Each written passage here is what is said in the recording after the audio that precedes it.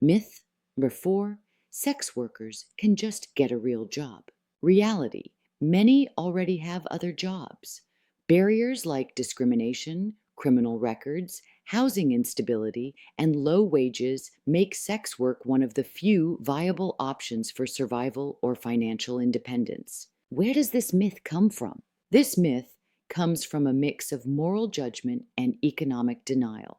For generations, society has drawn a sharp line between respectable work and immoral work, framing sex work as a failure of character rather than a rational response to economic need. Media stereotypes and anti-trafficking campaigns reinforce the idea that sex workers are simply choosing the easy way out instead of pursuing honest jobs. At the same time, this myth lets governments and employers off the hook.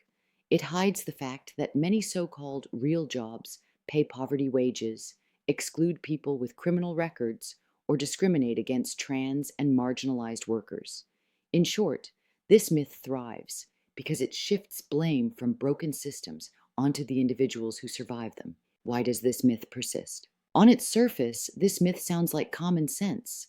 The idea is simple.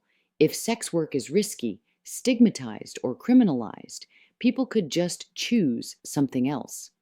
Flip burgers, go back to school, apply for a 9 to 5. Do something respectable. This myth has staying power because it plays into deeply moralistic beliefs about real work versus dirty work. It suggests that sex workers are simply unwilling to hustle in the same way as everyone else, that they're lazy, entitled, or addicted to quick cash. But here's the catch. This myth only makes sense if you pretend structural barriers don't exist. It ignores systemic discrimination, economic inequality, and the way criminalization itself creates barriers to traditional employment. And it conveniently sidesteps the fact that many sex workers already have other jobs, sometimes 2 or 3, yet sex work is what allows them to cover the gaps in rent, childcare, or basic survival that real jobs simply don't. What the facts actually say: many sex workers already juggle multiple jobs. Research consistently shows that sex work often supplements other income streams. In studies from the US and globally, a significant number of sex workers report combining sex work with restaurant, retail, care, gig, or creative labor. Discrimination locks people out of the labor market. Trans people, people of color, undocumented workers, and people with criminal records face enormous barriers to being hired in conventional jobs. The National Transgender Discrimination Survey found that trans women of color in particular experience unemployment rates nearly 4 times higher than the general population. For them, sex work isn't a luxury, it's survival. Respectable jobs often don't pay enough to live. Minimum wage jobs in the US rarely cover the cost of rent, let alone childcare, healthcare, or debt. For parents, students, and low-wage workers, sex work can be the difference between sleeping in a car and paying the bills. Criminal records and stigma block access to employment. Even a misdemeanor prostitution charge can follow someone for years, appearing on background checks and making it nearly impossible to secure steady employment. Ironically, the very act of criminalizing sex work traps people in the industry by closing off alternatives. Why should feminism care? This myth hits at the intersection of labor, class, and gender justice. Feminism has long argued that women's work, especially care work, domestic work, and other forms of invisible labor, is undervalued and underpaid. Sex work is no different. When people sneer, "Get a real job," they're reinforcing the patriarchal idea that some forms of women's labor, or trans and queer people's labor, don't count. And here's the kicker. Sex workers have been part of feminist movements for decades, insisting that their work is labor, even when others refuse to acknowledge it.